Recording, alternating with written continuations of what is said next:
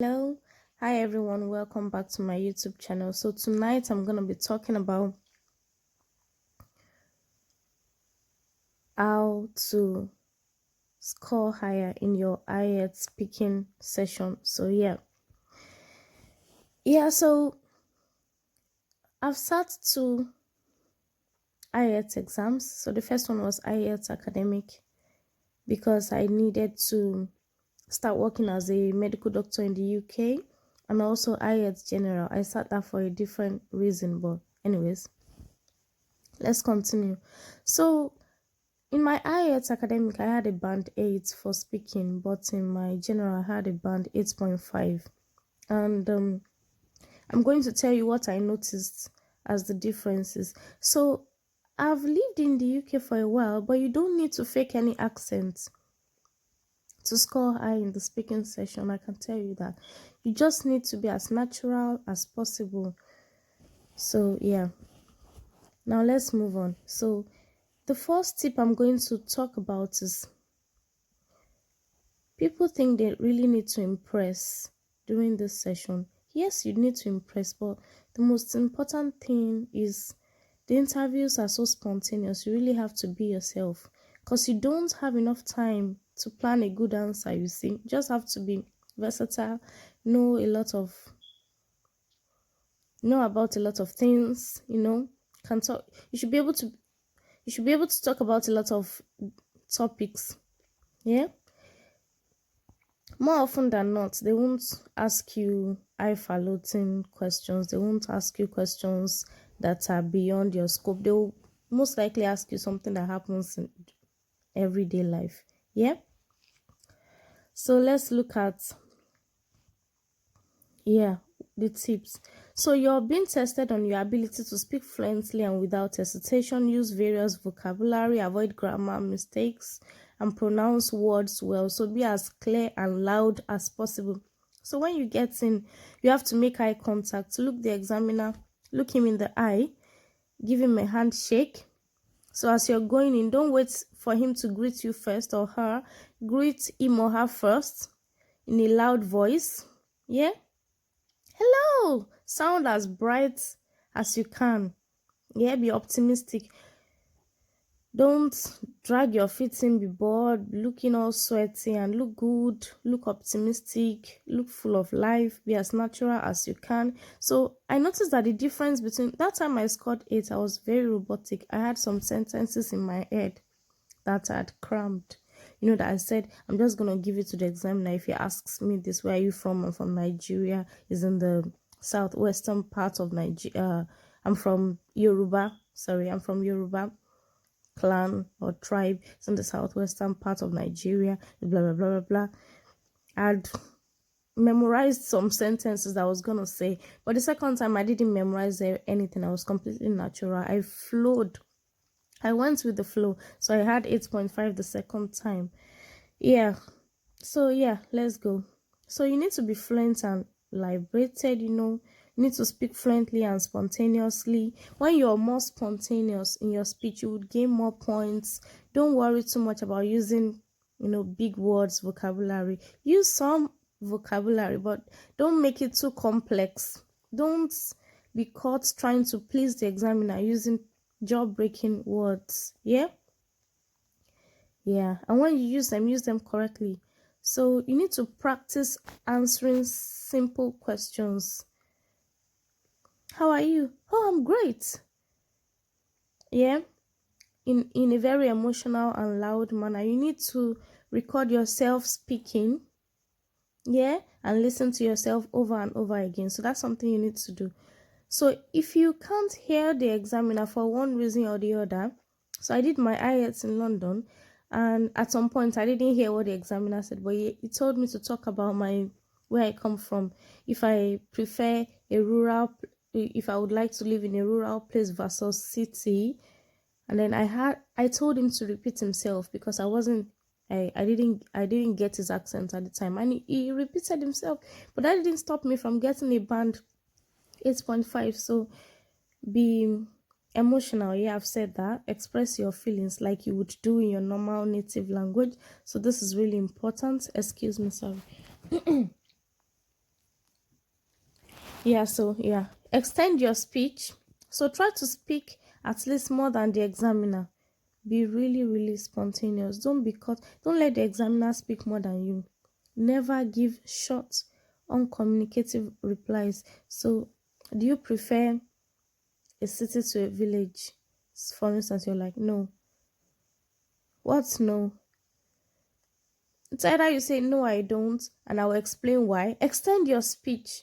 So, so when they say, do you do any sports? Don't say, no, I don't like sports. Never stop there. So you can say, I'm not a very active sports person, and or I'm not a very active person, and I never liked physical education when I was in school. I like playing intellectual games instead. So you divert his attention to what you like. Be coherent. So use words and phrases like however, nevertheless, all in all, moreover. They will enrich your speech. So there's something they call linking words. So I have a little list here of linking words. So yeah,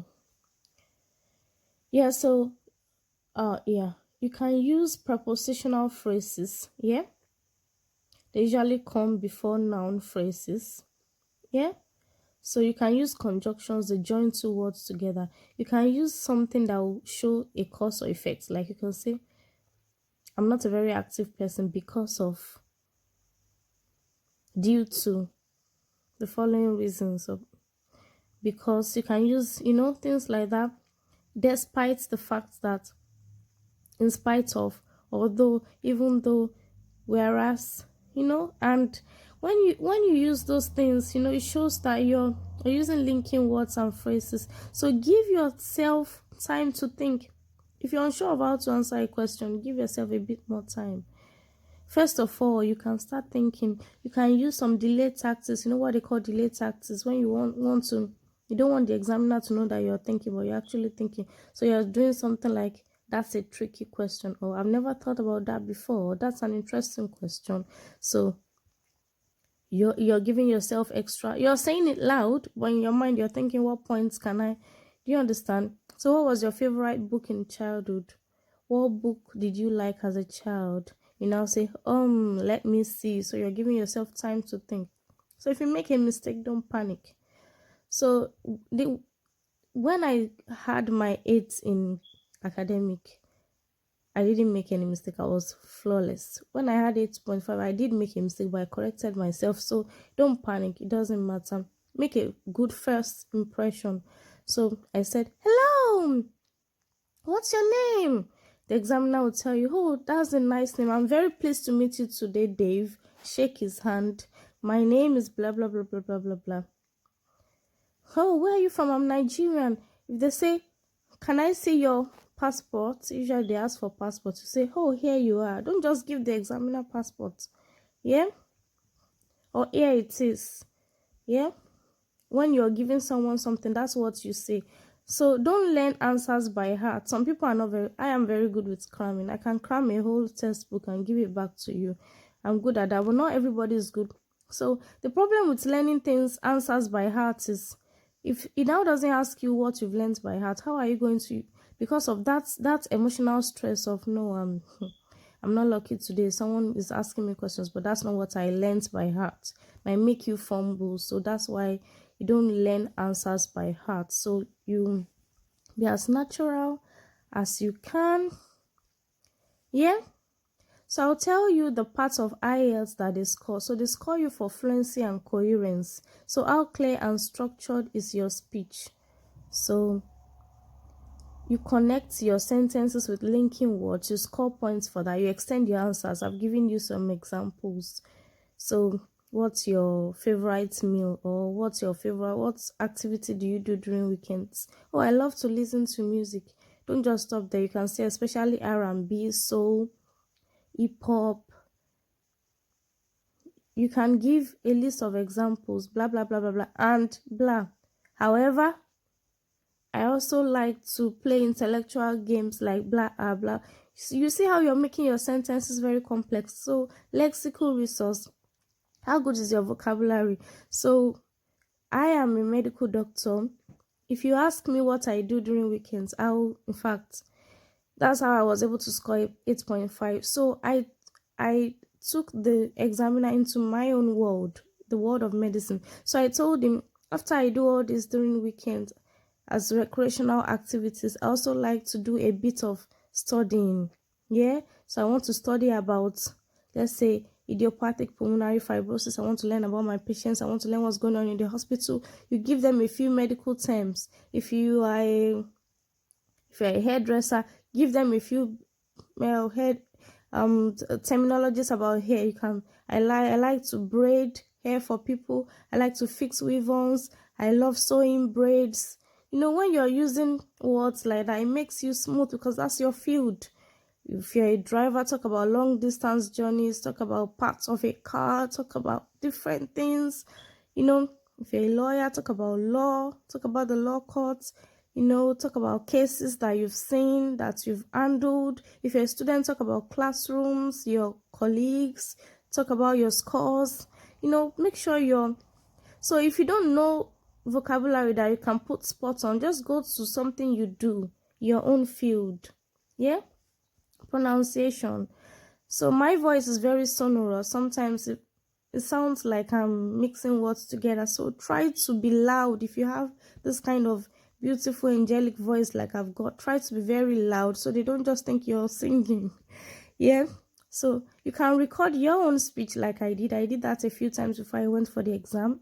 Yeah. And work on the words, yeah, that you don't pronounce well. And also practice spelling. Yeah. All right, so the last one is your grammar. So you can subscribe to my YouTube channel because for a lot of people, this is a foundational problem. I see people having very good lexicons and structure. They have vocabulary, they have big words that they can use, words that are relating to their field. But when they connect them in sentences, you start seeing the mistakes. And this is what makes your marks drop. You see people saying, I did not went. I know that's extreme, but you see people saying, nevertheless, she see me every day. Those are mistakes.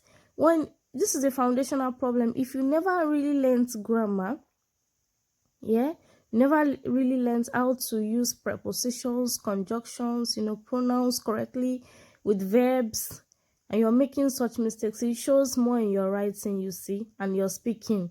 It won't really show in your listening, yeah, because you're listening with your ears. You're not really speaking with your mouth or writing anything, but then it shows when and those mistakes can also show when you're answering questions on essays.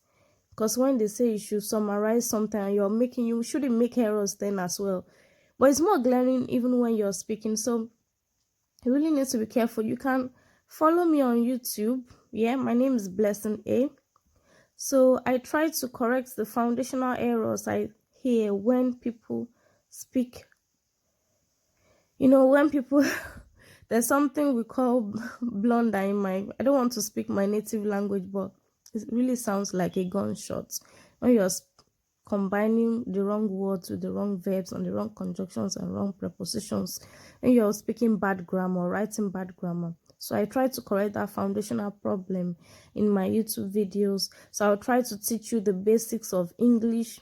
I'm not a pro, I'm not British or anything, but at least I'll try to make you see English the way I see, because I learned English not as my first language. English is not my first language.